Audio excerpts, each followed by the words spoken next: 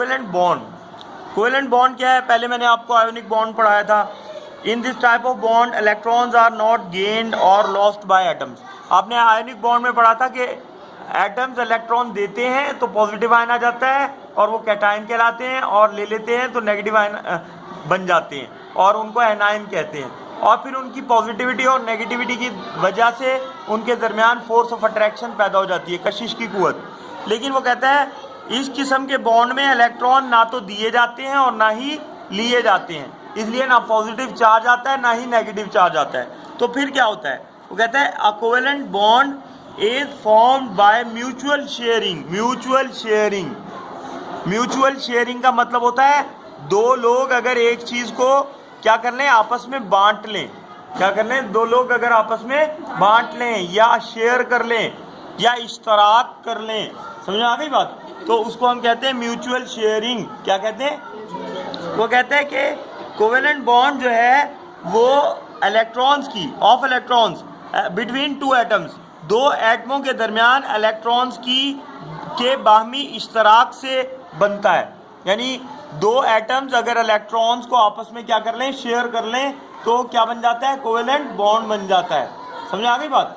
आगे चलते हैं। This type of bonding occurs between two atoms of the same element और एटम्स ऑफ डिफरेंट एलिमेंट। इस किस्म की जो बॉन्डिंग है ये दो एटमों के दरमियान होती है, एक ही किस्म के या मुख्तलिफ किस्म के दो एटमों के दरमियान हो सकती है।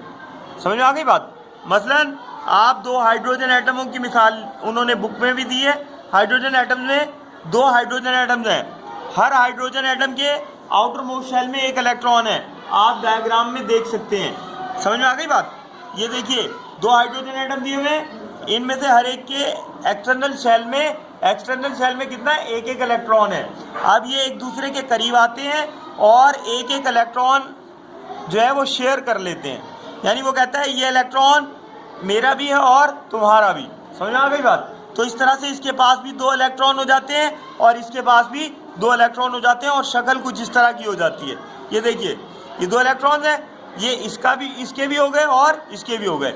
इस तरह से ये स्टेबल कंडीशन में आ जाएंगे और इस इश्तराक की वजह से इनके दरमियान कशिश की कुव्वत पैदा हो जाएगी, एक बॉन्ड बन जाएगा, उसको हम कहते हैं कोवेलेंट बॉन्ड। क्या कहते हैं? तो आपको मिसाल से समझ में आया?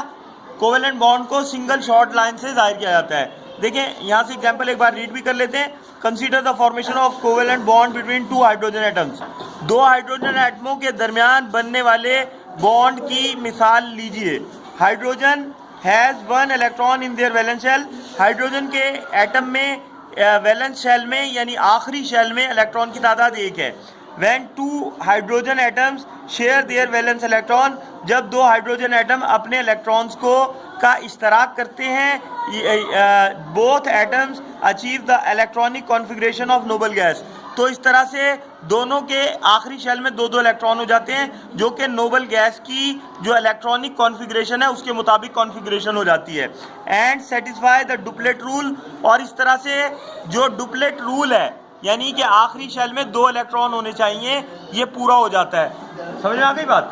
और अ covalent bond is generally represented by a short straight line. एक कोवेलेंट बॉन्ड को आमतौर पर छोटी सी सीधी लाइन के जरिए जाहिर किया जाता है between two bonded atom, bond बनाने वाले दो एटमों के दरमियान। तो ये आपका कोवेलेंट बॉन्ड का टॉपिक था। आगे इसकी टाइप्स हैं। अब देखें अगर शेयरिंग, ये तो यहाँ पे शेयरिंग एक एक इलेक्ट्रॉन की है ना, एक एक इलेक्ट्रॉन की, तो एक पेयर की शेयरिंग है।